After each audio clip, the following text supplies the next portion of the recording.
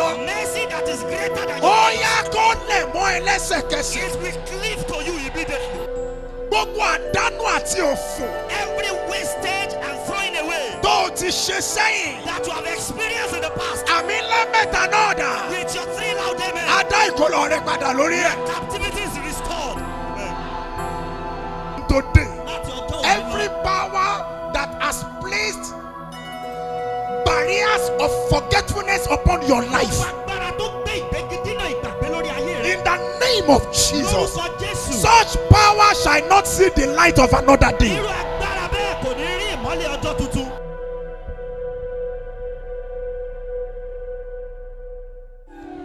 Our Father, we appreciate your faithfulness Bàbá wa a mọ rírì òdodo rẹ upon our lives, families, and achievements. lórí ayé wa, ìdílé wa àti ohun àmúṣògo wa.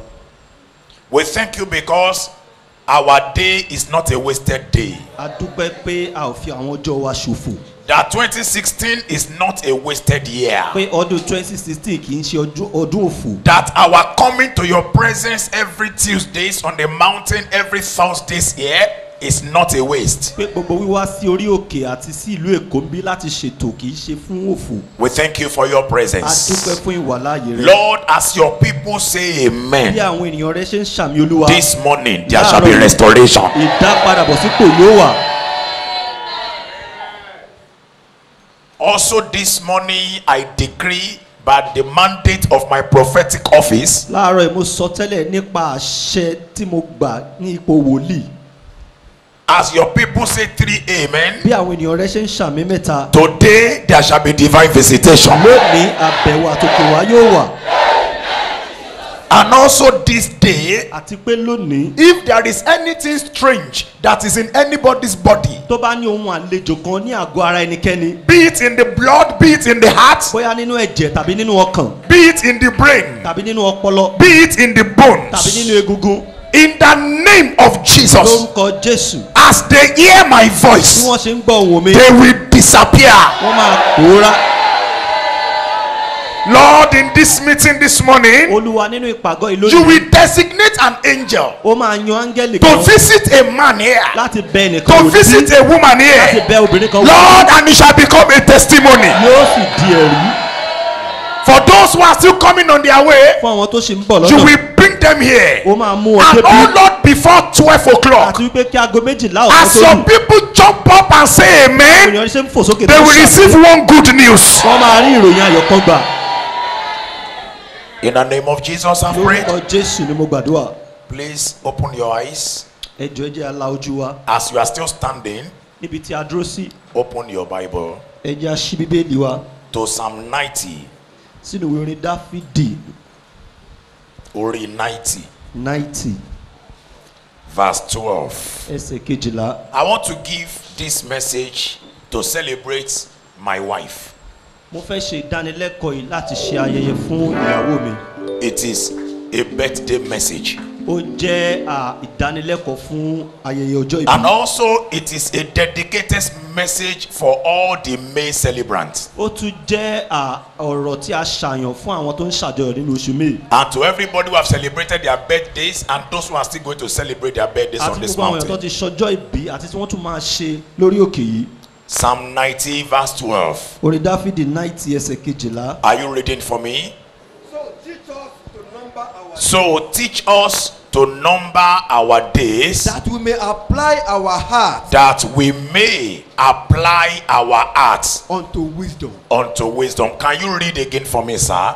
So So teach us to number our days, teach us to number our days, that we may apply our heart that we may apply our hearts unto wisdom. unto wisdom. Please, I want everybody to read his or her Bible now. 1, 2, 3, go. Oya.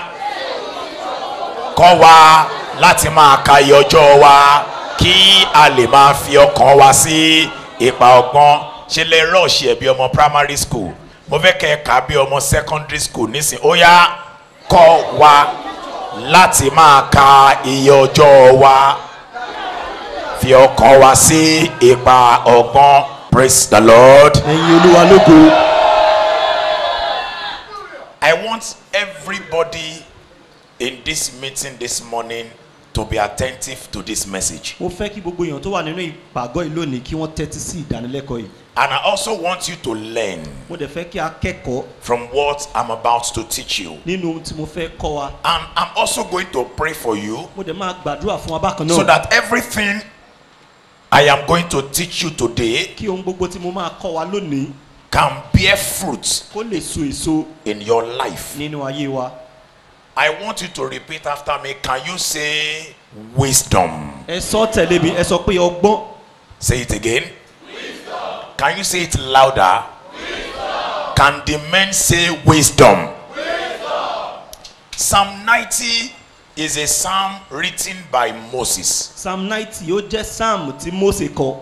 And Moses was a prophet in Israel Mósè dẹ̀ jẹ́ wòlíì ní ilẹ̀ Ísírẹ́lì. and also a leader. ó tún jẹ́ aṣáájú. But in this particular psalm, ṣùgbọ́n nínú ẹsẹ̀ psalm yìí. especially the verse we just read, pàápàá jùlọ ẹsẹ̀ tá a ṣe kà tán. there are things I want you to apply your heart to. àwọn nǹkan kan tí mo fẹ́ kí a fi ọkàn wa sí. The psalmist says, ẹni tó kọ psalm yìí wípé. teach us kọ́ wa so that we can number our days. kí a lè máa ka iye ọjọ́ wa. Telling you that our days on earth are numbered. ìyẹn sọ fún wa wípé àwọn ọjọ́ tá a máa lò láyé ó níye. That we are not going to be here forever. pé a ní wà níbí títí That láéláé. every man will spend his own days and pass away. pé gbogbo èèyàn ló máa lọ́jọ́ tiẹ̀ tó dẹ̀ máa rí So kọjá lọ. peradventure there are people who are living their lives as if they are not going to die anymore. The Bible now says they need to be taught how to number their days. bí a ní irúfẹ́ àwọn ènìyàn tó ń gbègbè ayé bẹ́ẹ̀ ni pé wọn ò ní kú mọ́. bíbélì ní ká sọ fún wọn wípé kí wọ́n kọ́ bí wọ́n ṣe ń ka iye ọjọ́ One wọn. of the reasons why you celebrate your birthday was to remind you that there was a day that you were born. ìdí tá a ṣe ń ṣe ọjọ́ ìbí ni pé láti rán wa létí pé ó ní ọjọ́ kan tá a bí wa. And also there is going to be a day àti pé ọjọ́ kan tún máa dé that you will die. tá a máa papòdà. So teach us to remember kọ́ wa láti rántí that we are getting old pé a ti ń dàgbà a ti ń by the gbó day. lójoojúmọ́. So the first wisdom that we are going to learn from this Psalm 90 verse 12 ọgbọ́n àkọ́kọ́ tá a máa kọ́ nínú ìwé Psalm 90 ẹsẹ̀ kejìlá is yìí. what I called the wisdom of reality. ó ní mo pè ní ọgbọ́n pé ohun tó ń ṣẹlẹ̀ rèé. God bless you. amen. The wisdom of reality. ọgbọ́n pé ohun tó ń ṣẹlẹ̀ rèé. Anytime you are celebrating your ní birthday, ìgbà pàtàkì bá ń ṣe ayẹyẹ ọjọ́ the ìbí. reality is ohun this: tó ń ṣẹlẹ̀ rèé. you are not getting any younger, o kéré sí lọ́jọ́ orí mọ́. you are getting o ń older. dàgbà sí lọ́jọ́ This orí. is the reality. ohun tó ń ṣẹlẹ̀ nìyẹn. Although your face may look younger and fresher, nítòótọ́ ojú ẹ lè dàbí ọmọdé kò dẹ̀ máa dán láwọ̀. although there is no difference between you the way you were now and the way you were last year, nítòótọ́ kò sí ìyàtọ̀ bó ṣe wà lónìí àti bó ṣe wà lọ́dún tó kọjá. even you are not even looking your age. o tiẹ̀ dàbí ọmọ ọjọ́ orí rẹ. Yes, you are celebrating 40 but you look 30. nítòótọ́ ogójì ọjọ́ ló pé ṣùgbọ́n ó dàbí ọmọ ọgbọ̀n You are ọjọ́. celebrating 30 but you look ó 25. dàbí ọmọ ọgbọ̀n ọdún ṣùgbọ́n ó dàbí ọmọ ọdún You are márùn-ún. celebrating 50 but you look 40. ó ń ṣe àádọ́ta ọdún ṣùgbọ́n ó dàbí ọmọ ọdún But méjì. you know yourself ṣùgbọ́n ó mọ̀ fúnra rẹ that you are getting old. pé ò ń dàgbà sí.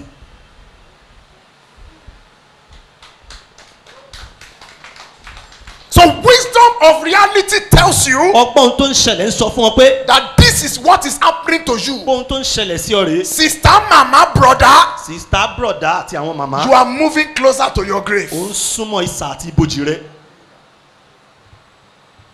You need to know the reality. ó yẹ kó o mọ ohun tó ń ṣẹlẹ̀. As I am bí now, mo ṣe wà yìí I am not getting any younger. mi ò kéré sí lọ́jọ́ I orí. am adding up days. mo ń fi ọjọ́ kún I ọjọ́. am adding up mo ń months. fi oṣù kún At the oṣù. same time you are. àti pé bákan náà fún wọn náà. Sometimes when people call me daddy, nígbà mi táwọn èèyàn bá pè mí ní I dádì. look at myself that even mothers that I'm supposed to be calling them mother, they are calling me daddy. The reality is this: they are only calling me a spiritual father. I am not yet a big daddy. ohun tó ń ṣẹlẹ̀ ni pé wọ́n ń pè mí ní dádì ṣùgbọ́n àwọn tó ń pè mí ní dádì wọ́n tó ẹni tó yẹ kémi gan máa pè ní màmá. ohun tó ń ṣẹlẹ̀ gangan ni pé nínú ẹ̀mí mo lè jẹ́ dádì ṣùgbọ́n nínú ara mo mọ ohun tó ń So I ṣẹlẹ̀. don't allow it to get into my mi head. kì í jẹ́ kó wú mi lórí. Wisdom of reality. ọgbọ́n ohun tó ń ṣẹlẹ̀ There is lọ́wọ́. a woman in this ó ní meeting. obìnrin kan nínú With ìpàgọ́ your yìí. loudest amen, Pẹ̀lú àmì rẹ̀ tó my dájú. God will open your heart. ọlọ́run mi yóò ṣí ọ láyà.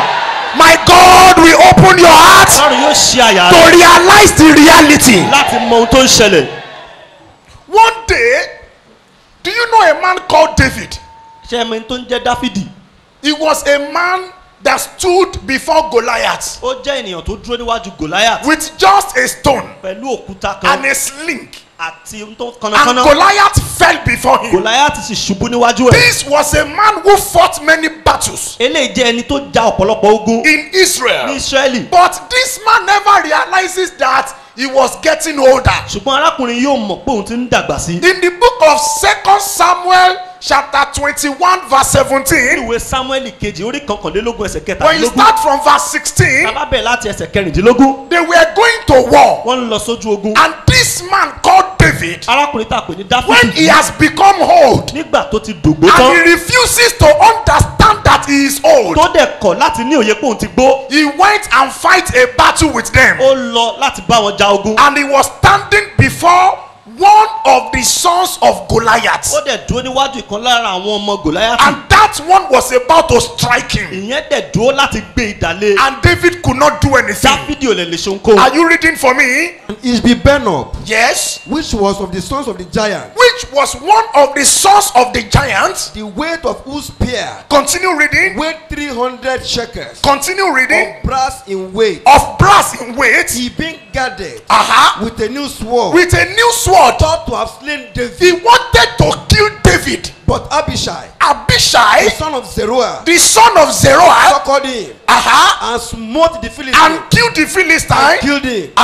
Then the men of David Then the men of David, swear unto him, they swear unto him, saying, Thou shalt go no more ó out. ní tẹ̀lé wa lọ Because of jagun mọ́. battle. Ogun tí àwọn bàbá ń jà ó yàtọ̀ sí ogun tí àwọn ọmọ ń jà. the wars of the father is quite different from that of the children. Dáfídì ti pa Gòláyàtì. david had killed goliath. Àwọn ọmọ Gòláyàtì sì wà. now the descendant of goliath still exists. Dáfídì tó pa Gòláyàtì same yìí david who slayed ó goliath wá lọ fèsì àwọn ọmọ went Gòláyàtì to face one of the descendants of láti bá goliath wọn jà. to fight with them. Nígbà tí Dáfídì ti dàgbà, when david was already old ìyẹn bá fẹ́ pa Dáfídì. and he was about to kill Wọ́n fẹ́ david, pa á he nítòótọ́. wanted to kill him truly. Ìkan lára àwọn ọmọ Dáfídì wá and one of the dìde. sons of david arose Ó wá pa ọmọ and Gòláyàtì yẹn. killed the sons of the Wípé goliath. dádì That daddy, kò yẹ kẹ́yìn ó jà you mọ́. should not be fighting Ogun again. àwọn ọmọ lélẹ́yìí. This is the fight of the young people. Ẹ ti dàgbà sá. Aged already. Some of our parents, they are still fighting battles as children. àwọn kan lára àwọn òbí wa wọ́n sì ń jà bẹ́bẹ́ bí ọmọ. Yes, and they refuse to realize wọ́n dẹ̀ kọ̀ láti ní òye pé that they are getting pé older. àwọn ti ń dàgbà. Mi mẹ́ tó máa ṣàmì, I don't know who will say amen. àmì gidi A good amen. kò ní pẹ́ kó tó yí ọ. It will not be long before you understand. We must understand the reality, a gbọ́dọ̀ ní òye ohun tó ń ṣẹlẹ̀. the wisdom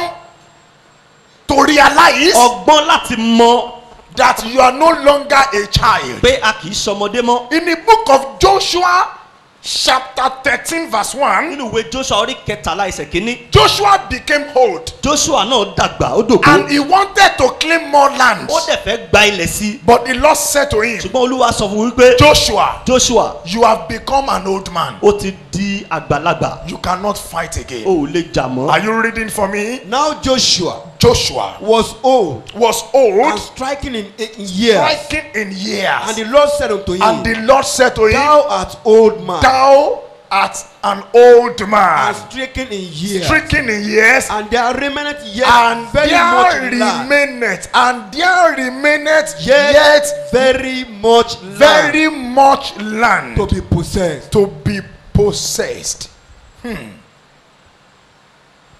Ìtara ni mo fẹ́ kí ènìyàn kan fi ṣe àmì I yìí. want somebody to say this amen with great zeal. Before your next birthday. kó o tó ṣe ọjọ́ bí rẹ tó kàn. Oh my God.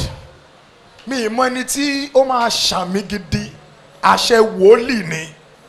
Before your next birthday. kó o tó ṣe ọjọ́ ìbí rẹ tó kàn. Receive the grace to achieve more exceedingly. gba oore ọ̀fẹ́ láti ṣàṣeyọrí tó tayọ. I am still praying. mo sì ń gbàdúrà. Keep standing and keep saying amen. Reality of what is on ground. ohun tó ń ṣẹlẹ̀ lọ́wọ́lọ́wọ́ Your age. ọjọ́ orí rẹ. I don't know your age. mi ò mọ ọjọ́ orí rẹ. But if your achievement is still smaller to your age, ṣùgbọ́n tí ohun tó ṣe gẹ́gẹ́ bí àṣeyọrí bá sì kéré sí ọjọ́ orí rẹ. God bless you. Amen. If your tí ohun achievement tó ṣe is láṣeyọrí still very tó sì far, jìnnà. at 50 you have not built a ó house. sì pé àádọ́ta àádọ́ta ọdún òde tí At kọ́lé. 45, you don't have a ó car. ti pé ọdún márùndínláàdọ́ta ò tí ì ra Even mọ́tò. some are 40, they are not married. àwọn kan ti pé ogójì ọdún wọn The kì í ṣe ìyàwó. reality is that you are getting older. ohun tó ń ṣẹlẹ̀ ni pé òun dàgbà sí. If at 50, tó o bá pé àádọ́ta you ọdún have not built a house tó o dẹ̀ tí ì kọ́lé and you still look young, tó o dẹ̀ sí ń dán I láyọ̀. am here to tell you this mo morning fẹ́ sọ fún ẹ láàárọ̀ yìí that, sir, you are getting older. pé ẹ wo ẹ ti ń dàgbà. In the name of Jesus Christ. orúkọ Jésù Ẹ Kristi. múra kẹ́ ẹ ṣàmì. Ready to say Kí ni wọ́n fi dè ọ́ títí di àsìkò yìí? what has been used to bound you to this Tí time ò jẹ́ kó ní tágbà ní. that they don't allow you to have Gbogbo what you obìnrin should tó have. wà ní ìsàlẹ̀ lọ́hùn tó ṣàmì. Let every woman Ó yá iná bà á jẹ́ láàárọ̀ yìí. fire will destroy this morning. Ẹ ṣàmì ẹ̀ dáadáa. Say a better amen. Ẹ ṣàmì ẹ̀ Say a dáadáa. better amen. Ẹ ṣàmì ẹ̀ kó lọ sókè. Say a loud amen. In the name of Jesus. orúkọ Jésù. Wọ́n mo fẹ́ kó Jehovah mo fẹ́ kó gba àdúrà yìí. I want you to pray this Sọ prayer. wípé agbára wo ló dè mí? Say which power has bound Tí me, ò jẹ́ kí n débi tó yẹ kí n dé. preventing me from getting to where I Níbi should tí be. ọjọ́ orí mi dé yìí. Even at this age of Ó my yá ẹ life, gba ìdájọ́. receive judgment. Agbára wo ló dè mí? Which power has bound me, Tí ò jẹ́ kí n débi tó yẹ kí n has dé. prevented me from getting to where I should Níbi be. tí ọjọ́ orí mi dé Even yìí. at this my age, Bàbá Father, ṣe ìdájọ́ wọn. judge them. Ọkùnrin yìí pé Jésù ẹ gbàdúrà. call Jesus and pray. Every power that has held you in bondage. Ṣọmọbi tọ́jọ́ orí ẹ dé. O kọ́lé o ralẹ̀. O sì ń gbélé onílé at 55. Tó o bá ti lè gbàdúrà yìí láàárọ̀ yìí. Ajẹ́pọ̀ ti gẹ̀ẹ́tì ẹ. Agbára wo ló dè mí? Agbára wo ló dè mí? Tí ò jẹ́ kí òye mi ó sọ. Tí ò jẹ́ kí n débi tó yẹ kí n ti dé. Títí di àárọ̀ yìí, ìwọ agbára bẹ́ẹ̀ gba ìdájọ́. Gba ìdájọ́.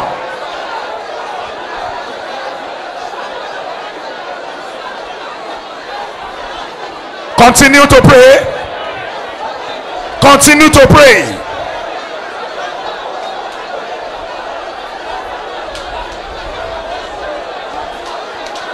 Gba ìdájọ́ gbígbóná.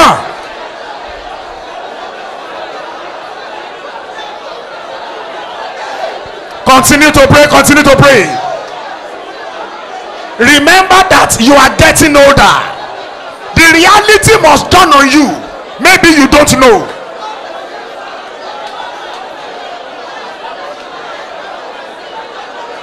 Yes, are you saying it? In the name of Jesus we are praying. orúkọ Jésù ni a Èèyàn gbàdúrà. méje péré ni mo fẹ́ kó gba àdúrà I yìí. want 7 people to pray this prayer. Pariwo sọ pé iná Olúwa o. Say the fire of the Lord. Já mi gbà lọ́wọ́ agbára tó ń fà mí sẹ́yìn. Ó yá pé orúkọ Jésù ẹ gbàdúrà. Call the name of Jesus and pray. Fire of the Lord, deliver me from the power that is moving me backward. Ẹ gbàdúrà, ẹ gbàdúrà. Ó jẹ́ jára ẹ, jára ẹ. Já mi gbà. Agbára tó ń jẹ́ kágbàlagbà máa ṣe bí ọmọdé. O pass, o fail, o kúrò lójú kan. Iná o, já mi gbà. Já mi gbà. Já mi gbà. Psalm 97:3 Olúwa jáde lọ ọ̀wọ́ iná síwájú rẹ̀ ó sì jó àwọn ọ̀tá rẹ̀. Olúwa iná ajónirun. Já mi gbà. Já mi gbà. Já mi gbà lọ́wọ́ agbára tó ń fà mí sẹ́yìn. Agbára tó kọ̀ tó ní mi ò ní lọ. Olúwa já mi gbà. Continue to pray. Continue to pray.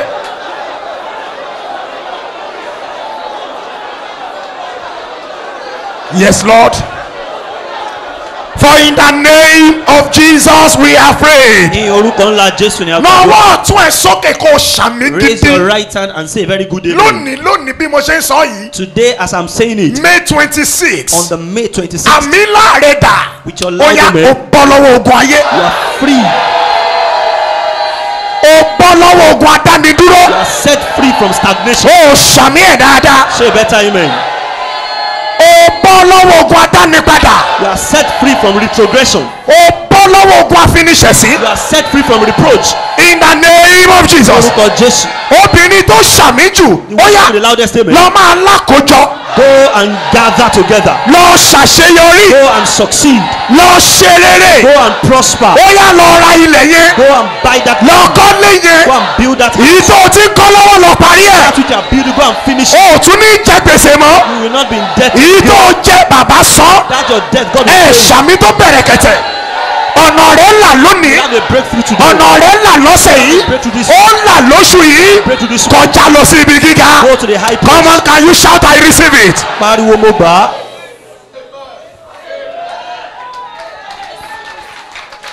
Sit down, God bless you. Ẹ jẹ́ àjókòó, Ọlọ́run yóò bùkún fún wa. Because these days we have many outfits that makes old people to look younger. Nítorí lóde òní, a ní ọ̀pọ̀lọpọ̀ aṣọ tó máa ń jẹ́ kí àwọn àgbàlagbà kan dàbí ọmọdé. And as a result of this, Nípasẹ̀ ìdí èyí, the old people are not even taking it into cognizance that they are getting older. àwọn tó dàgbà wọn ò ní ní ìrònú wọn mọ́ pé àwọn ti ń dàgbà. We have many type of trousers, skimpy skirts, powder, Mary Kay, all those stuff. When they put it, the foundation, the makeups, when they put it on their face, a woman of 60 will look 40 and will be thinking like a 40-year-old woman. Ọ̀pọ̀lọpọ̀ ṣòkòtò àtíkè àti ohun tá a lè fi kunjú ló wà lóde òní tó yẹ pé táwọn àgbàlagbà bá lò ó wọ́n á dàbí ọmọ You kékeré. can even see a woman of 60 years wearing high heel. A lè rí obìnrin tó ti pé ọgọ́ta tó tún wọ bàtà ẹlẹ́sẹ̀ We gogoro. have some bra. When you wear those bra, you will look as if you not even giving birth to a child before. Àwọn kọ́ọ̀mù kan wà tí àwọn àgbàlagbà lè wọ̀ tó máa dàbẹ́ ni pé wọn ò tiẹ̀ tí ì bímọ rí. There's somebody something when they wear it, even somebody with a big belly, everything will be compact. You will be confused. Even you'll be thinking of getting married to somebody who has 4 children already. Ó ní àwọn aṣọ tàbí ọ̀rá tá a fi ń fúnnu táwọn kan lè lò tó máa jẹ́ kí ẹni tó níkùn kó dàbí ẹni tí ò níkùn. But Bengautu, Ṣùgbọ́n the reality is that, ohun tó ń ṣẹlẹ̀ ni pé mommy, you are getting older. mọ́mì ẹ ti ń dàgbà. If you call African woman, she go say I no be woman. She go say I be lady oh, and a lie. They are getting older. Wọ́n ń dàgbà sí i. Wisdom of reality. Ọgbọ́n ohun tó ń ṣẹlẹ̀. You must know O this. gbọ́dọ̀ mọ eléyìí. Auntie, age is no longer on your side. Àǹtí ọjọ́ orí ò sí lọ́dọ̀ yín mọ́. Brother, you are getting older. Bọ̀dá ẹ ti ń dàgbà sí Although i. you shave your hair from time to time, you shave your beards, you are looking younger and smarter, but you are 45 already. Nítòótọ́ à ń gẹ̀rí à ń fá àgbọ̀n ní gbogbo ìgbà ṣùgbọ́n à ń dàgbà sí i. And the house you are living is a rented one. Àti pé ilé tá ń gbé ilé tá a yá gbé ni. When will you build yours? Nígbà wo ló máa kọ́ tiẹ̀? You are getting older. Ò ń dàgbà sí i. Wisdom of reality. Ọgbọ́n ohun tó ń ṣẹlẹ̀ lọ́wọ́. Wisdom of reality. Ọgbọ́n ohun tó ń ṣẹlẹ̀ Can you lọ́wọ́. tap your neighbor Tó o lè fọwọ́ gbẹ́ni tó wà and lẹ́gbẹ̀ẹ́ say, rẹ pẹ́pẹ́. Uncle, Pé ọ̀nkú you are getting older. ẹ̀ ń dàgbà sí i. You are getting older. Ẹ̀ ń dàgbà sí i. You are no longer a Ẹ child. kì í ṣọmọdé mọ́. See, listen to this. As you are realizing that you are getting older, you must also understand that there are things you are doing now that you will not be able to do again. Bó ṣe ń ṣàwárí pé ò ń dàgbà sí i, ó yẹ kó o mọ̀ pé ó ní àwọn nǹkan tó ń ṣe é sí tó ní lè ṣe mọ́. That is the reality of your age. Òun ni ohun tó ń ṣẹlẹ̀ nípasẹ̀ ọjọ́ orí rẹ. Teach us to number our days Kọ́ wa bí a ṣe ń ka iye ọjọ́ so wa. that we can apply our hearts to Kí a lè wisdom. máa fi ọkàn wa sí So ipa that we ọgbọ́n. can learn that at this age, Ká lè kọ́ pé ní I ọjọ́ orí tí shouldn't mo be wà doing this yìí mi ò again. gbọ́dọ̀ máa ṣe In léyìí the mọ́. name of Jesus. Lórúkọ Jésù. Tó bá ní àwọn ohun tá a ṣe ń bá lọ́wọ́ There ẹ̀, are certain things that will still meet with you. tọ́jọ́ orí rẹ ti jù lọ. And your age has gone Ṣùgbọ́n above. nítorí pé o ò rí kan ṣe But kan, because you have nothing else to do, ló ń jẹ́ kó máa ṣe. that is why you keep doing those Tálẹ́ni things. tó fi tara ṣàmì. And say, man, we bless you. Ọlọ́run mi gbà á kúrò lọ́wọ́ God ẹ̀. will take it away from you. O ṣàmì ẹ̀ kó bẹ̀rẹ̀ kẹ̀tẹ̀. Say a better amen. Ó gbà á kúrò lọ́wọ́ ẹ̀. We take it away from you. Oh my God, I want to pray for one person Fẹ́ here. gbàdúrà fún èèyàn kan bí. And you will observe this in the next 12 months. Wàá dẹ̀ wòye lé ní oṣù méjìlá What sẹ́yìn. you are unable to achieve in the past 12 years, Ohun tó o tí ì lè rí ṣe níbi ọdún méjìlá sẹ́yìn. I call upon grace, Mo pe orí ọ̀fẹ́. special type of grace. Orí ọ̀fẹ́ àṣàyàn. One young man here, Ọ̀dọ́kùnrin kan bí. one woman here. Obìnrin kan bí. What you are unable to achieve Ohun tó o lè rí gbé for the ṣe. past 12 years, Fún bí ọdún méjìlá. I give you between this May Mo fún ọ láàrin oṣù and tá a wà the yìí. next May Àti oṣù mẹ́rin with ọdún your tó ń bọ̀. loudest 12 Láàrin amen. méjìlá tó ṣe. Receive the grace to go and achieve Orí it. ọ̀fẹ́ láti lọ ṣe.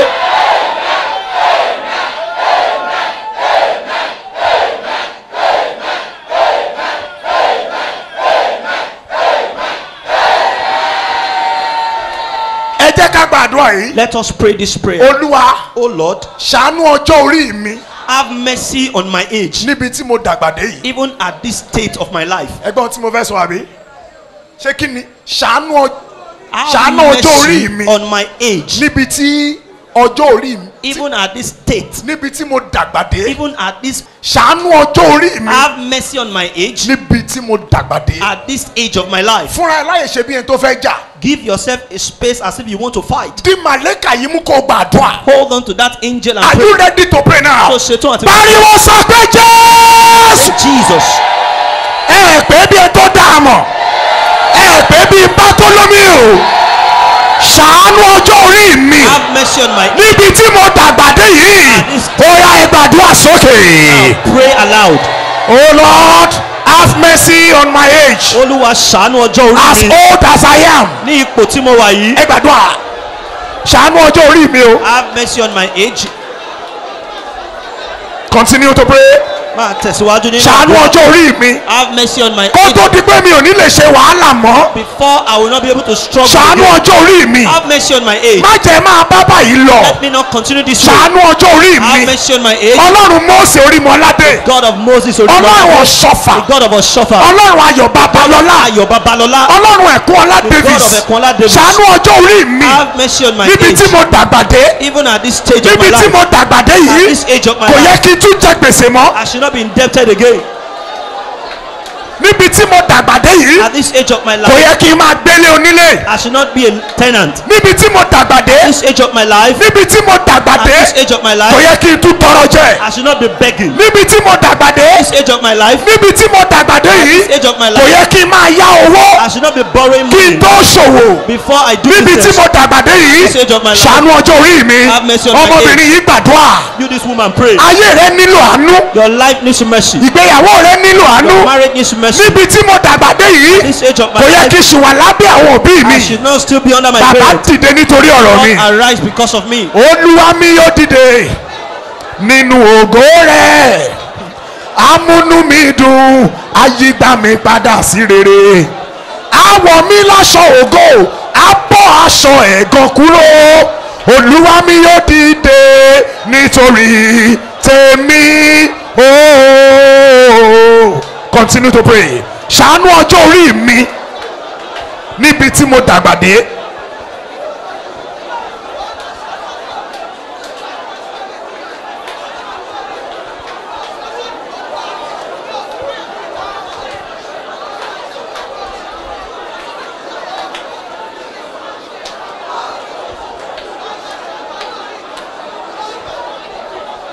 For in the mighty name of Jesus we are prayed. Ní orúkọ ńlá Jésù ni a gbàdúrà. Jẹ́ kí n sọ àsọtẹ́lẹ̀ yìí sínú ayé rẹ. And let your amen be different from every other amen. Jẹ́ kí àmì rẹ yàtọ̀ sí àwọn àmì tó kù. The money that you needed. Owó tó nílò. Business capital. A ní owó láti ṣòwò. The gift that you needed. Ẹ̀bùn tó nílò. The treasure that you needed. Ìṣúra tó nílò. At your age. Ní ọjọ́ orí tó wà yìí. Bẹ́ẹ̀ni. Wo jẹ́ kí àmì ẹ̀ kó bo ti gbogbo èèyàn mọ́lẹ̀. Make sure your amen overrides others. Between now and your next Láàárín birthday. àkókò àti ọjọ́ It is released upon your life. àti sílẹ̀ sórí ayé rẹ. Èèyàn kan ò tí ì ṣàmì ẹ̀ dáadáa. It is released upon your life. Àti sórí ayé rẹ. It is released upon your marriage. Àti sórí ìgbéyàwó It is rẹ. released upon your business. Àti sórí iṣẹ́ rẹ. You will get that money. Ó máa rí owó yẹn. You will get that gift. Ó máa rí ẹ̀bùn. You will get that treasure. Ó máa rí ìṣúra. You will discover it. Ó máa It will be ṣàwárí ẹ̀. released unto you. A ó jọ̀wọ́ ẹ̀ fún ọ. Doors are open unto you. Ilẹ̀kùn ṣí fún ọ. Higher ground you will go. Òkè gíga ló máa In lọ. the name of Jesus. Lórúkọ Jésù. Your helper will locate you. Your helper will locate you. Your helper will locate you. Your helper will locate you. You will receive an answer Ó máa rí ìdí that is favorable unto your prayers. In the name of Jesus. You are lifted. Your destiny is lifted. Your marriage lifted. Your business lifted. In the name of Jesus. Total turnaround. Total lifting shall be your portion. You are comforted. You are consoled. And so shall it be. In the name. orúkọ Jésù. Come on, can you jump up and shout, I receive it? Kò sókè sọ pé mo gbà á. The first wisdom we need to apply our heart to Ọgbọ́n àkọ́kọ́ tá a nílò láti fi ọkàn wa sí.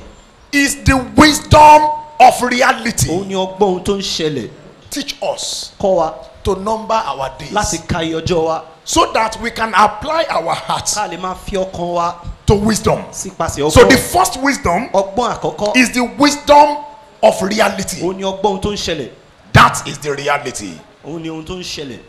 Àṣẹrè o. this is an authority. Ó wà ń bí Ọlọ́run gbọ́. I want to say this as a prophet. mo fẹ́ sọ ilé bí wòlíì. You are here, you are 35 and you don't have a car. ó wà ń bí o pé ọmọ ọdún márùndínlógójì ò dẹ̀ tí ní mọ́tò. Tó o bá tiẹ̀ ní ìwà lọ páàkì ẹ̀ Even sílé if you yìí. don't have it, go and pack it. I If want you are to not going pray to now. Now gbàdúrà here. nísìnyí. Ẹ ṣàmì. Say amen. Between now and next year, láàrin àkókò you are àkókò tó ń bọ̀, getting your own car.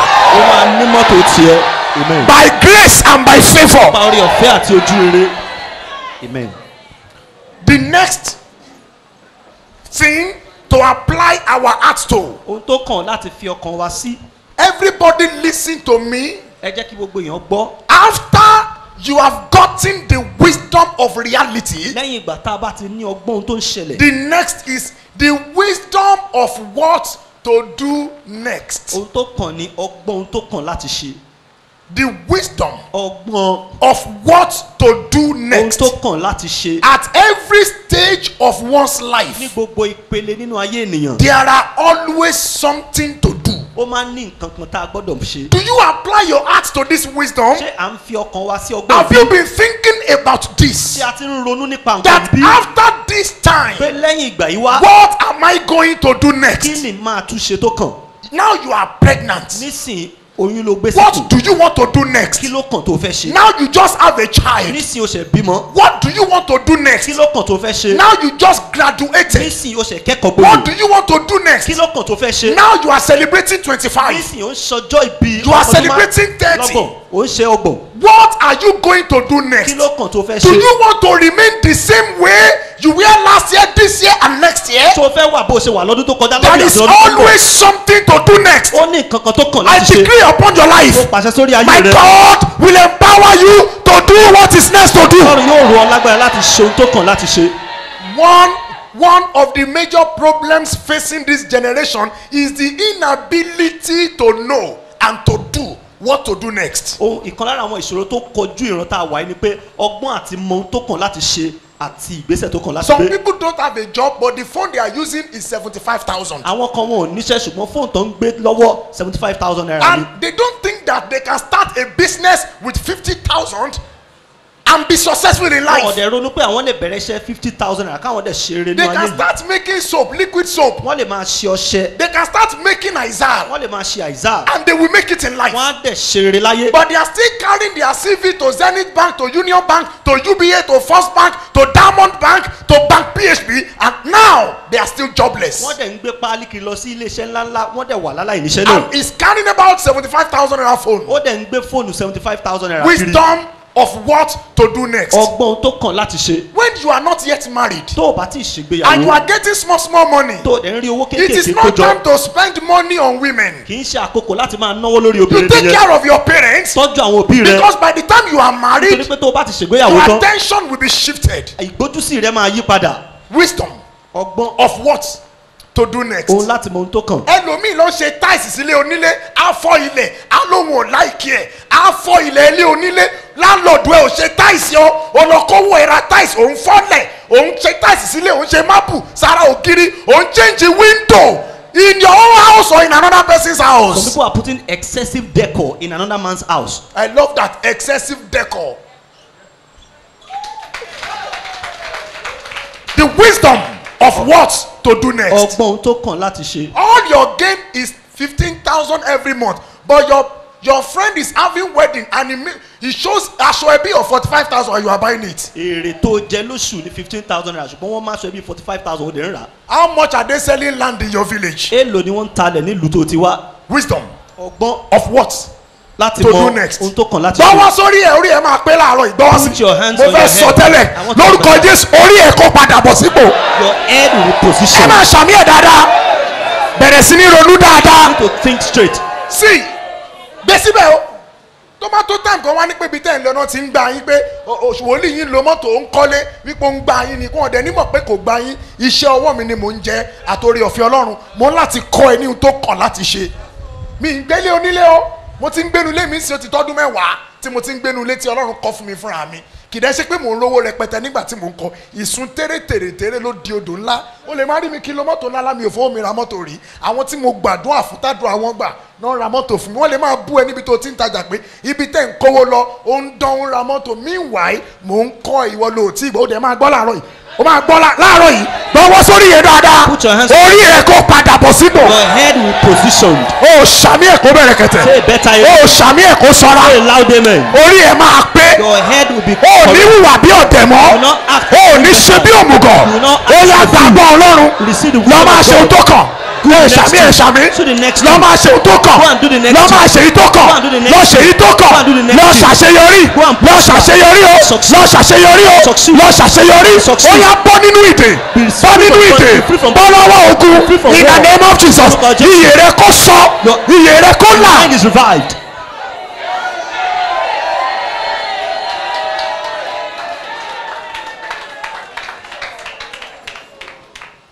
In the book of Ecclesiastes chapter 3 verse 1, Nínú ìwé oníwàásù orí kẹta ẹsẹ̀ kínní. the Bible says to everything there is a time. Bíbélì sọ pé fún olúkúlùkù ohun gbogbo ni àkókò wà fún. Fọwọ́ ọ̀tún ẹ̀ sókè mo fẹ́ sọ Raise àsọtẹ́lẹ̀. your right hand, I want to prophesy. Sàmì kí Jésù mọ̀ pé wọ́n ni mò ń bá Say wí. amen and let Jesus know that you are the one I'm addressing. Ohun tó yẹ kó o ṣe lákòókò The yìí next thing you need to do now, kí oṣù May tó lọ, before the end of ó yá gba àránṣẹ́ lọ ṣe. receive help to do it. Amen.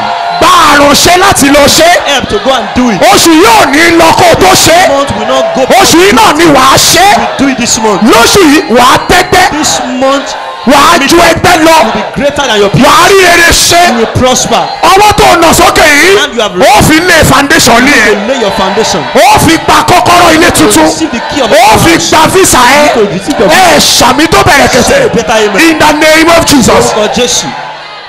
The wisdom of what to do next. Ọgbọ́n tó kàn láti ṣe. Ọlọ́run bá èèyàn kan sọ̀rọ̀ bí lọ́wọ́lọ́wọ́ God is báyìí. talking to somebody here now.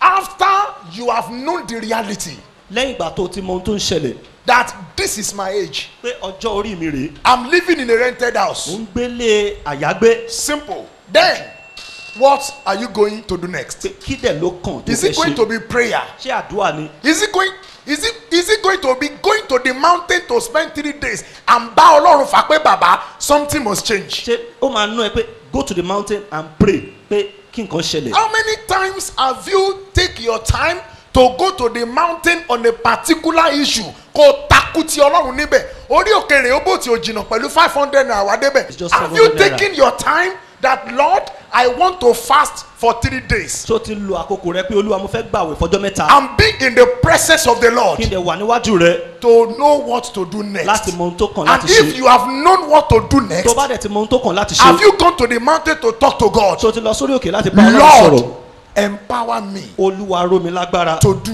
láti ṣe what is next. ohun tó kàn.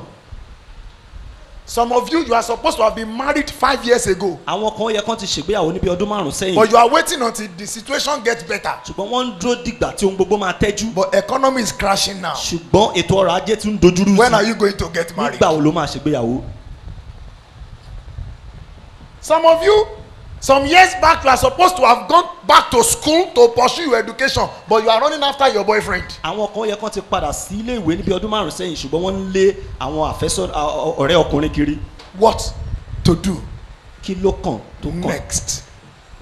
So when we apply our hearts to wisdom, Tá a bá fi ọkàn wa sí ọgbọ́n, the Lord will teach us Ọlọ́run máa kọ́ wa. that this, when Anna was praying in Shiloh, Nígbà tí Anna ń gbàdúrà ní in Ṣílò, 1 Samuel chapter 1 verse 17, Sámúẹ́lì kìíní orí kìíní ẹsẹ̀ kẹtàdínlógún. after Eli prophesied to the life of Anna, Lẹ́yìn ìgbà tí Élì sọ tẹ́lẹ̀ sínú ayé Anna, Anna demanded for what to do next. Anna béèrè pé ohun tó kàn láti He ṣe. said, let your servant find grace. Ó ní jẹ́ kí And she said, let your handmaid Find grace find grace in thy sight. in your sight. The woman Ó went bèrè away. ojú rere níbi tí ojú rere wà. he asks for favour where there is favour. Oh my God, one young man here, today you will find grace. Lónìí ẹ máa rí orí ọ̀fẹ́ Ẹ gbà. ṣàmì ẹ̀ dáadáa. Ẹ ṣàmì ẹ̀ sókè. Ẹ ṣàmì ẹ̀ bí aláàyè. In the book of Genesis chapter 3 verse 20, nínú ìwé genesis orí kẹta ẹsẹ̀ ogún something happened. nǹkan kan ṣẹlẹ̀ In that Genesis chapter 3, nínú ìwé genesis orí kẹta yìí it was in that chapter that the serpent deceived Eve. nínú ẹsẹ̀ yẹn ni ejò tó ti tan éfà jẹ And it was in that same chapter that Eve deceived Adam. nínú abala ìkan náà ni éfà ti tan ádámù And it was in this same chapter that God caused both the Eve and the serpent and Adam. ní abala ìkan náà ni ọlọ́run ti gégùn fáwọn mẹ́tẹ̀ẹ̀ta In that same chapter, ní abala ìkan in náà verse 20, lẹ́sẹ̀ ogún Adam did what he needed to do next. ádámù ṣe ohun tó kàn fún un láti ṣe He moved closer to his wife ó súnmọ́ aya rẹ̀ and he said, ó dẹ̀ wí pé And "You are-" Adam Adam called his wife called name his wife Eve Eve. because she was the mother of all living. And Adam said, whether we like it or not, you are the first woman. ádámù dẹ̀ sọ pé bí o fẹ́ bí o kọ̀ ìwọ ni obìnrin àkọ́kọ́ You will be the mother of ìwọ ló all. máa jẹ́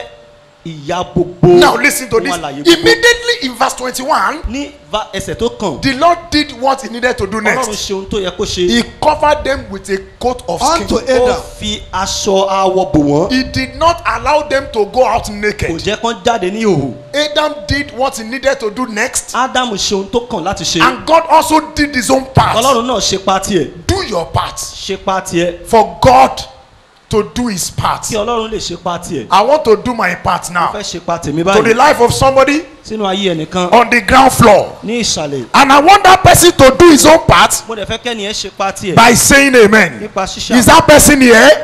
Beginning from today. bẹ̀rẹ̀ látòní lọ. Àmì ńlá bí àrà bàbá daṣọ àṣírí bò ẹ́. Lójú àwọn aríni, lójú àwọn abúni, lójú àwọn abatẹnijẹ́, lójú àwọn aláròká, lójú àwọn ọlọ́rọ̀ ẹ̀yìn. Àmì ńlá ni mo fẹ́ kẹ́ ẹ ṣe nísàlẹ̀ yìí o. Bàbá yí ayé rẹ padà. Bàbá yí iṣẹ́ rẹ padà. Ohun tó kàn ni pé gbogbo ẹni tó wà nídìí ọ̀rọ̀ rẹ ẹ múra láti ṣàmì láti ọ̀sán yìí lọ wọ́n bẹ̀ sí ṣẹlẹ́yà. In the name of Jesus. Ibi tí wọ́n dè ẹ́ mọ́ atú ọ sílẹ̀ níbẹ̀. Atú ọ sílẹ̀ níbẹ̀. Atú ọ sílẹ̀ níbẹ̀. Ohun tó kàn ni pé ibi tá a ti pa ẹ́ lẹ́nu mọ́ nílé ọkọ níbi iṣẹ́ láàrin ọ̀rẹ́ ládùúgbò àmì ńlá dà lẹ́nu rẹ lórúkọ Jésù padà lọ́bẹ̀ lọ sọ̀rọ̀. Ohun tó kàn rèé o ìgbà ọ̀tun yóò dé bá ọ. Ìgbà ọ̀tun yóò dé bá iṣẹ́ rẹ. Ẹ ṣàmì ẹ̀ dáadáa. Ó ti bá àwọn ènìyàn yọ̀. Ohun tó dẹ̀ kàn ní pé kọ́ bá ẹ yọ̀. Gbogbo ẹni tó ṣàmì between June, July and August. Àmì ńlá dà lẹ́nu rẹ. We are coming to celebrate you. We are coming to celebrate you. We are coming to celebrate you. Ó ti ra ilẹ̀ àbí? Ó dẹ̀ ti ṣe foundation. Ohun tó kàn ní pé kó o kọ́ kó o dẹ̀ parí ẹ̀. Ta lẹni tó ráyè ṣàmì mẹ́ta? Go and build that house and finish it.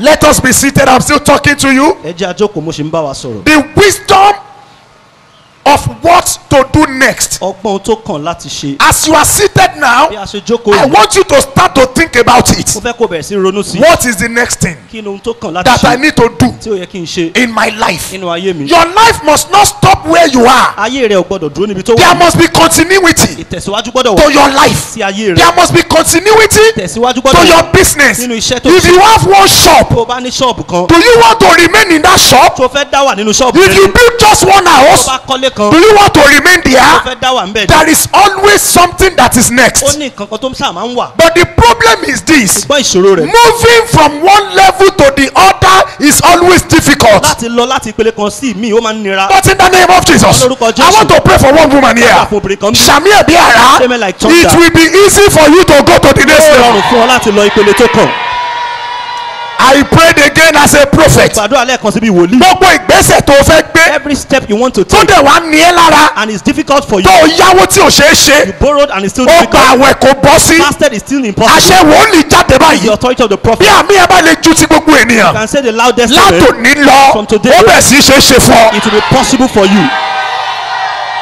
In the name of Jesus. lórúkọ Jésù The wisdom of what to do next. ọgbọ́n ohun tó kàn láti ṣe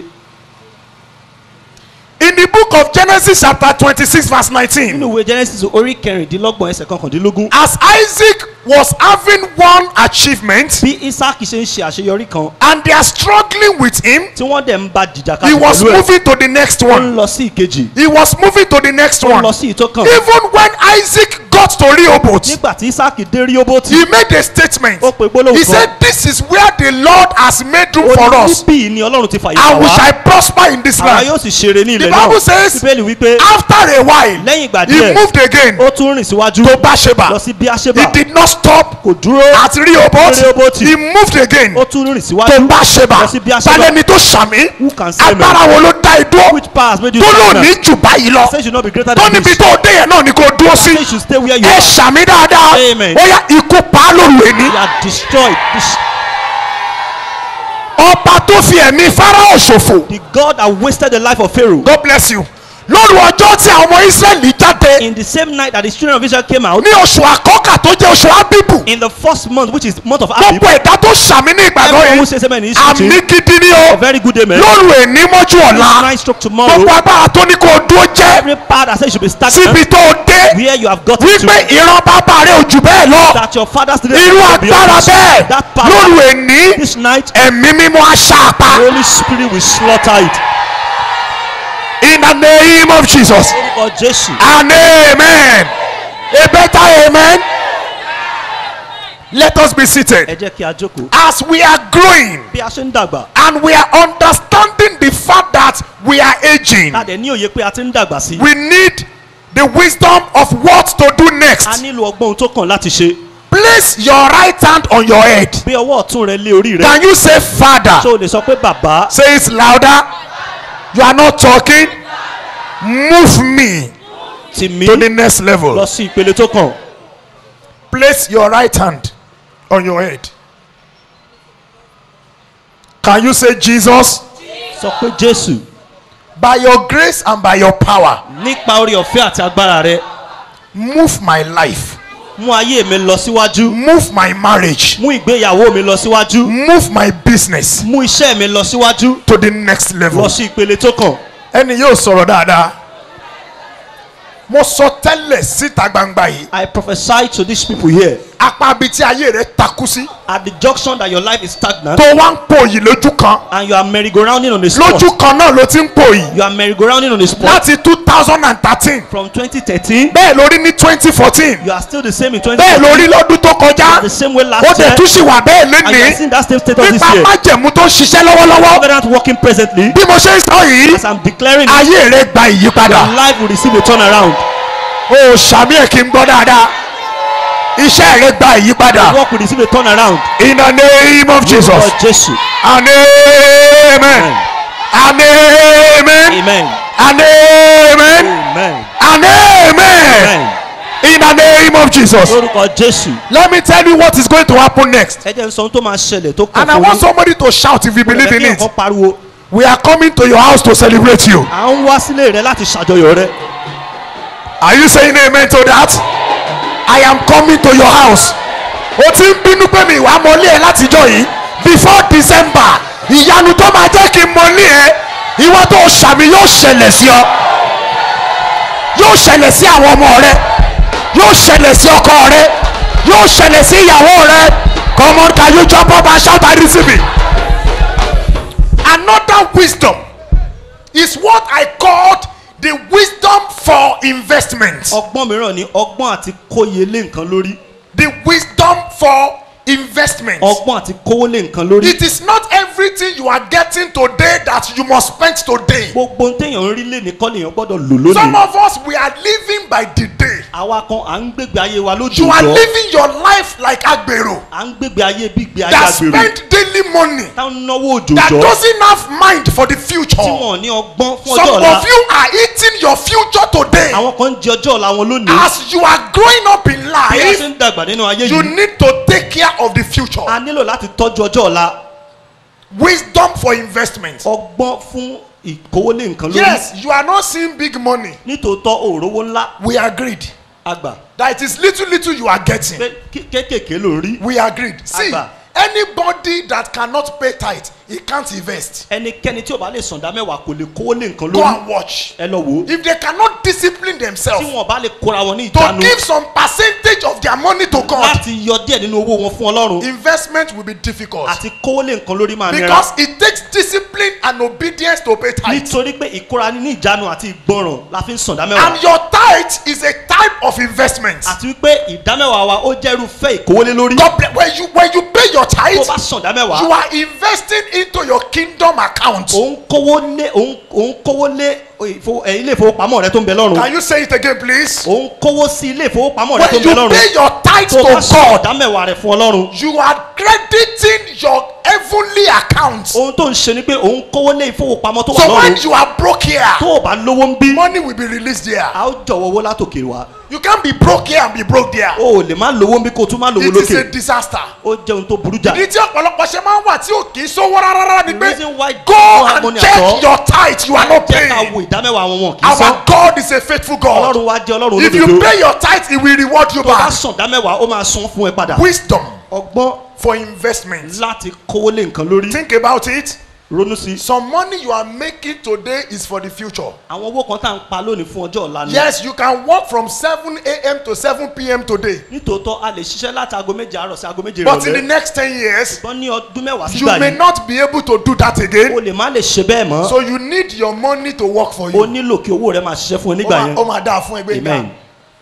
We will not work till we die. a ní ṣiṣẹ́ tá a fi kú. Sometimes it is your investment that will work for you. tó bá dé àwọn àkókò kan àwọn tá a ti kówó lé lórí ló máa ṣiṣẹ́ fún Some wa. of you have children, àwa kan aláwọn ọmọ. but your children did not have an account. ṣùgbọ́n àwọn ọmọ wa wọn ò níbi tá à ń lè fowó You pamọ́ have sí not fún wọn. even opened account for your children. o tiẹ̀ tí ì ṣibi tó àwọn ọmọ rẹ lè fowó But pamọ́ you sí. buy every aṣọ ẹbí in your family. ṣùgbọ́n gbogbo aṣọ ẹbí tó máa ń mú ní ìdílé rẹ ló ń rà. It is not even only aṣọ kì ẹbí. í ṣe aṣọ ẹbí nìkan. Gèlè ẹbí also is there. gèlè ẹbí náà wà ń bẹ̀. And bàtà ẹbí is there. Bàtà ẹbí náà ti wà Ìpèlè ńbẹ̀. ẹbí is there. Ìpèlè ẹbí náà ti wà ńbẹ̀. Sometimes undis ẹbí, nígbà míì aṣọ ìwà àwọ̀tẹ́lẹ̀ ẹbí Gold náà ti wà ń bẹ̀. ẹbí. góòlù ẹbí náà ti wà ń ẹran bẹ̀. ẹbí, ẹran ẹbí náà ti wà and ń some bẹ̀. other rubbish. àti àwọn nǹkan míì tó But ní you have orí pípé. children, you are not taking care of ṣùgbọ́n them. aláwọn ọmọ tá a tọ́jú. Wisdom ọgbọ́n for investment. láti kówó lé nǹkan You are lórí. spending everything today. ohun gbogbo ló ń ná lónìí. Everything you see, chop, chop, ohun chop. gbogbo tó rí ló ń jẹ. You are using your 10 fingers to eat ó ń today. lo ìka mẹ́wẹ̀ẹ̀wá láti jẹun lónìí. You will not use it to beg tomorrow. o nílò láti fi tọrọ owó lọ́la o. Wisdom for investment. ọgbọ́n láti kówó lé nǹkan lórí. The people we are celebrating today, the Dangote and the $10 likes, àwọn Dangote àti ọ̀tẹ́lọ́lá tá à ń ṣàjọwọ́ it is olónìí. their investment that is supporting them. ohun tí wọ́n kówó lé lórí òun ló ń gbè wọ́n. Reduce the family commitment. ẹ jẹ́ ká dí àwọn ojúṣe ẹbí kù. Bó o lówó lọ́wọ́ o bọ̀dá ṣó o gbọ́, ayé a máa fẹ́ ọ. Bó ń gun mọ́tò tó dáàbò nílé lórí, ayé a rí ẹ̀pọ́n ẹ̀ lé. Ọmọ ibùlù ádámọ̀ ọmọ aráyé, wọ́n rí ẹ wọ́n kí ẹ. Bó bá gbé mọ́tò sọ́ọ̀nà tó bá ń já láfẹ́, wọ́n ní bọ̀dá fi gbé mi.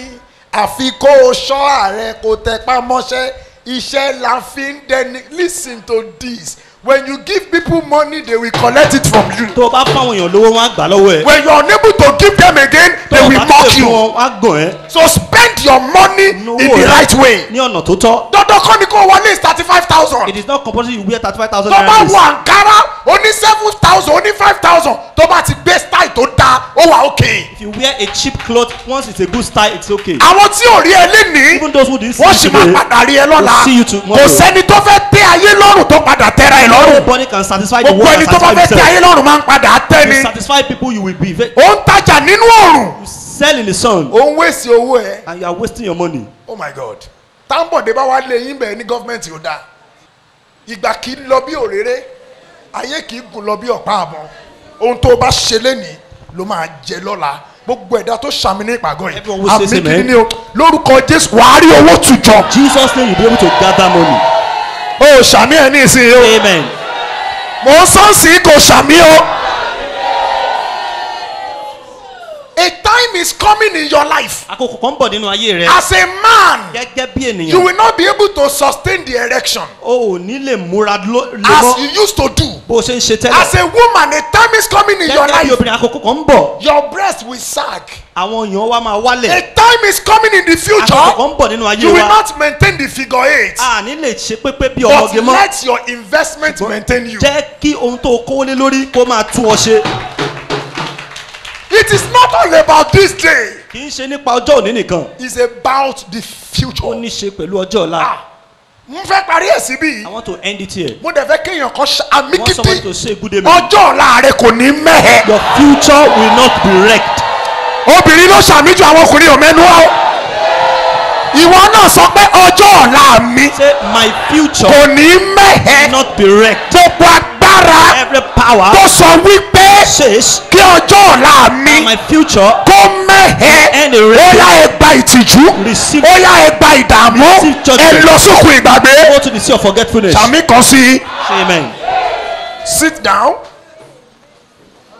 Teach us to number our days kọ́ wa bí wọ́n ti ń ka iye ọjọ́ wa. so that we can apply our heart to kí a lè wisdom máa fi ọkàn wa sí so pa that ọgbọ́n. we can start to invest. ká lè máa kówó lé nǹkan lórí.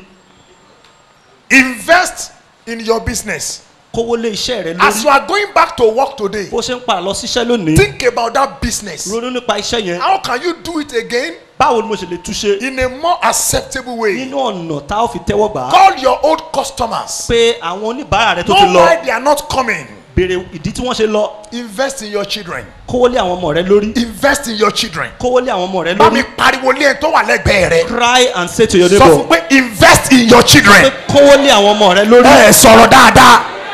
Ẹ sọ̀rọ̀ dáadáa. Ẹ sọ̀rọ̀ sókè. Let your investment support you. ẹ jẹ́ kí ohun tá a kówó lé lórí kó gbè wá. When those things we are seeing with you now cannot support nígbà you, tí àwọn tá à ń rí pẹ̀lú wa lónìí ò bá lè gbè wá mọ́. invest in people around you. kówó lé àwọn tó yí ọ ká lórí. Olówó kan láàrin olòṣì mẹ́wàá.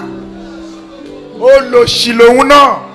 Invest in the people around you. kówó lé àwọn tó yí ọ ká lórí. See, when you invest in people around tó you, bá kówó lé àwọn tó yí ọ ká lórí. every man has a time of fall in their lives. gbogbo ènìyàn ló ní Àkókò ìṣubú. the time of fall in their life. It may be financially. ó lè jẹ́ nínú owó. It may be ó lè spiritually. jẹ́ nínú ẹ̀mí. You will have some hands you will fall to. wà á ní àwọn ọwọ́ tó o lè If you gbára have lé. nobody you have helped, tó o bá ní ẹnikẹ́ni tó o ti ràn if lọ́wọ́. you fall, tó o bá ṣubú. you are going to the ground. ilẹ̀ ló ń lọ. But if you have helped people wọ́n tó o bá ti ràn àwọn èèyàn lọ́wọ́. and you are falling, tó o dẹ̀ ń ṣubú. they will prevent you. wọ́n máa gbà ọ́. Ọ̀gá ò gbọ́dọ̀ ṣubú. that he must not fall. Ẹni ló daṣọ bo mi. this is the person that clothed me. Òun ló ra mọ́tò fún he's the mi. one that bought me a car. Òun ló jẹ́ kí n he's the ríṣẹ́. one that got me a job. Nígbà tí mi ò lówó, òun ló fún mi when I don't lówó. have money he gave me Ọwọ́ money. wọn ni wàá ṣubú sí. you fall into their Wọ́n hands. á wá gbé ẹ padà. they will now lift you up back. Nígbà míì wà, sometimes àwa tá a jó nígbàgbọ́ pàápàá, those of us who are àárẹ̀ believers máa ń mú wa. we are sometimes Ọ̀rọ̀ àwọn tó bá yí wa ká ló máa ń sọ wá jí it padà. is the words of those that surround that Tó o sustains bá us and léèyàn revive tó us. gbé dìde, you don't have people that you have raised níjọ́ tó o up. bá máa the ṣubú, day you will fall kò sẹ́ni tó máa gbé ẹ. nobody will support Every you. man has a time of fall. gbogbo èèyàn ló ní àkókò ìṣubú. It may be maritally. ó lè jẹ́ nínú ìgbéyàwó. Sometimes it may be your subordinate that will rescue your marriage. nígbà míì ó lè jẹ́ ìsọ̀ǹgbé wa ló máa ran ìgbéyàwó wa lọ́wọ́. They will stand by your marriage. Láti dé ti That this ìgbéyàwó. marriage must not depart. pé ìgbéyàwó yóò gbọdọ̀ pín yà. Sometimes they will stand by your nígbà míì health. wọ́n á dìde ti ìlera O rẹ. sanwó hospital èèyàn kan fẹ́ kéèyàn kan sanwó you have tiẹ̀. not paid somebody hospital bill you want somebody to pay your own. Listen to ẹ this. gbọ́ ọ̀rọ̀ yìí. Owó mọ́tò wọ́n sanwó ẹ̀ lójoojúmọ́ lójoojúmọ́ every day people lójoojúmọ́. pay your transport O fare. sanwó èèyàn you kan. have not paid for someone You are before. not human. o kì í ṣèyàn. Kọ́sà máa fún ẹni tiẹ̀, kọ́ máa fún ẹ, it's just for kọ́ you to máa fún ẹ. receive and O mọ bá receive. ṣe ń fún you yàn. don't know how to give. Èèyàn kan ni ẹ. You are not a Even human igi being. pàápàá téèyàn bá fún afúnyàn padà. even trees when you give to them they give you back. I planted coconut in my house 5 years ago. Now the coconut has given me 20. mo gbin àgbọn sílé mi ó ti fún mi ní ogún I'm báyìí. giving you part of the coconut. Yes, sir. I gave Banksam part of the coconut. I only planted one. Ẹyọ And kan it's mo giving gbìn. me 20. Ó dẹ̀ ti In fún the mi ní name of ọ̀pọ̀lọpọ̀. Jesus. Wisdom for investment. ọgbọ́n láti kó lé nǹkan lórí. See, as they are complaining that Nigeria is bad, some people are still making bí wọ́n it. ṣe ń wé àròyé pé ìlú yìí ò da àwọn kan ṣe ṣe Because eré. wọ́n ò bí ẹrẹ kó má ra yọ̀ lọ́jà. You have to buy salt in the Wọ́n market. ò bí ẹrẹ kó má ra You cement. have to buy cement. Wàá rẹ You pọ̀. will buy fuel. Àwọn kọ́kọ́ wà táwọn kan ti kówó lé lórí. Certain things that people have invested Lẹ́yìn ló upon máa kówó rà. that you have to buy. Tí wọ́n bá kówó lé ò lè If you don't ríra. invest it, you can't buy it. Economy Nàìjíríà lè bàjẹ́. Economy of Nigeria can be Owó sì ruined. máa wà lápò àwọn kan. Some people have Àwọn yẹn money. ni mò ń bá sọ̀rọ̀ ní I'm talking to. ìsìn. In the name of Jesus, Lord Jesus. no matter how dry the economy is, Bí ètò ọrọ̀ ajé there will be money in your pocket. owó máa wà lápò tiẹ̀. Ẹ ṣàmì yẹn dáadáa. Amen. Wisdom Ọgbọ́n for investment. láti kówó lé nǹkan lórí. Sit down. Ẹ jẹ́ àjókòó. Every Wednesday when I come here, Gbogbo ọjọ́ Wednesday tí n bá wá bí. my mom will cook for me. Mọ́mì mi wọ́n dáná fún mi. My mom. Mọ́mì mi máa ń dáná fún mi. Ah, is it Yagbenga be my mom? My mom. Both sir because I go to Mafolukutu. Okay. They will cook for me. Wọ́n á dáná fún mi.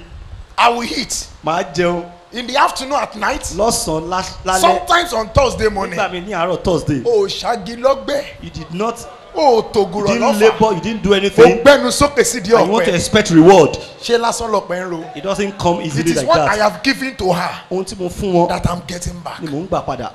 Wisdom Ọgbọ́n for investment.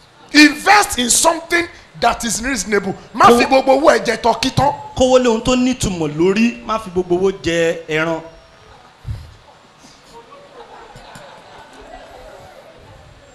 Have I blessed your life this morning? Now I want to pray for you. Mo fẹ́ gbàdúrà fún ọ báyìí. I want to use the same Psalm 90 to pray for you. Ìwé Psalm 90 kan náà ni mo fẹ́ fi gbàdúrà fún wa. Ha! Amigidi. Verse 14. Ẹsẹ̀ kẹrìnlá. Orí ìjókòó ni kò ti ṣàmì yìí. As I also bless my wife with this prayer. Oh! Satisfy us early. Verse 14 of Psalm 90.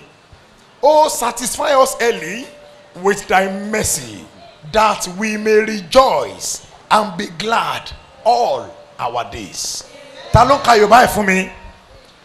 Fi àánú rẹ tẹ́ wa lọ́rùn ní kùtùkùtù kí àwa kó lè máa yọ̀ kínú wa kó lè máa dùn ní ọjọ́. Ó túmọ̀ sí pé It inú means- èèyàn lè dùn ní ọjọ́ ayé rẹ̀ gbogbo. You can rejoice all through the days of your Kò life. yẹ kó o ní ọjọ́ ìbànújẹ́. You should not have the day of sorrow. Àwọn ta ló ń ṣàmì ń bí o. Who are those who are saying amen? My God will satisfy you with mercy. Ọlọ́run yóò fi àánú tẹ Ọlọ́run.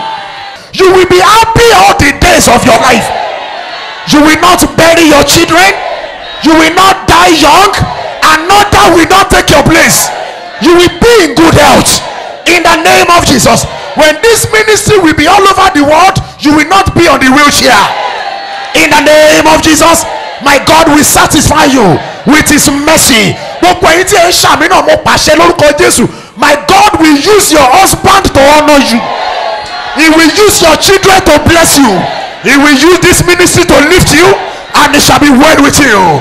In the name of Jesus. Give thanks with a grateful heart. Give thanks to the Holy One. Give thanks because He's given Jesus Christ, His Son.